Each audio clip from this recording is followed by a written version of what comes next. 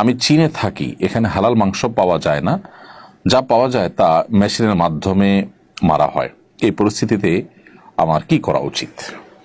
বা জাবিদ হাসান, চায়না যারা সফরে যান, আমাদের আরো অন্যান্য অনেক ভাই ব্রাদার আছেন, তাদেরও অভিজ্ঞতা একই রকম, যে চায়নায় হালাল খাবার পাওয়া খুবই কঠিন, খুবই ডিফিকাল্ট। আমি জানি না চায়না যারা থাকেন সেখানে মুসলমানদের আনাগোনা, মুসলমানদের উঠা বসা, এরকম এলাকাগুলোতে হালাল ফুডের বিজনেস অন্তত ব্যবসায়িক উদ্দেশ্যে না হলেও দিনই কারণে সেটার পরিমাণ বাড়ানোর চিন্তা কেউ করছেন কিনা।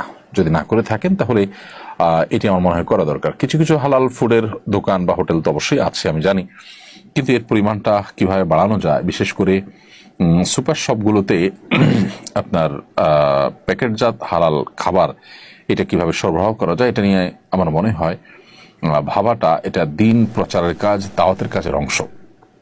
সেই সাথে আপনার প্রশ্ন উত্তরে বলতে চাই, হালাল যদি খাবার না পাওয়া যায়, হালাল গোশত যদি পাওয়া না যায়, তাহলে সেক্ষেত্রে আপনি গোশত অ্যাভয়েড করবেন। আপনি চাল এবং সবজি, চাল এবং ফিশ যদি সেরকম থাকে সেটা, আর না হলে শুকনা খাবার যেগুলো হালাল সেগুলোর উপর আপনাকে নির্ভর করতে হবে, ফলমূল খেয়ে থাকতে হবে।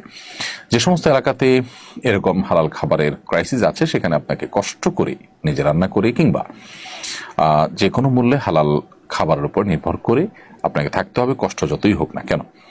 এক্ষেত্রে বিভিন্ন চেইন শপের যে সমস্ত চিকেন ফ্রাই ইত্যাদি পাওয়া যায় সেগুলো হালাল নয় সেখানে, কারণ সেখানে আসলে মুসলমানদের সংখ্যা খুব কম হওয়ার কারণে হালাল ফুড, হালাল খাবারের সেই কমিটমেন্ট চেইন শপগুলো, অর্থাৎ আন্তর্জাতিক যে চেইন শপগুলো আছে সেগুলোর কথা আমি বলছি, সেগুলো সাধারণত তারা মেনটেন করে না, যার কারণে সেটা খাওয়া কিন্তু জায়েজ হবে না।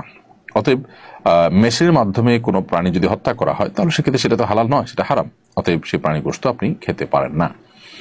এই জন্য কিছুটা কষ্ট হলেও চায়না যারা সফর করছেন বা এই জাতীয় আরো অন্যান্য জায়গায় যারা আছেন, তারা হালাল ফুড না পেলে, হালাল গোশত না পেলে, তারা প্রয়োজনে শুকনা খাবার অথবা হালাল ব্রেড, তারপরে বিভিন্ন রকম ভেজিটেবল ইত্যাদি খেয়ে, ফলমূল খেয়ে তাদেরকে সময় কাটাতে হবে।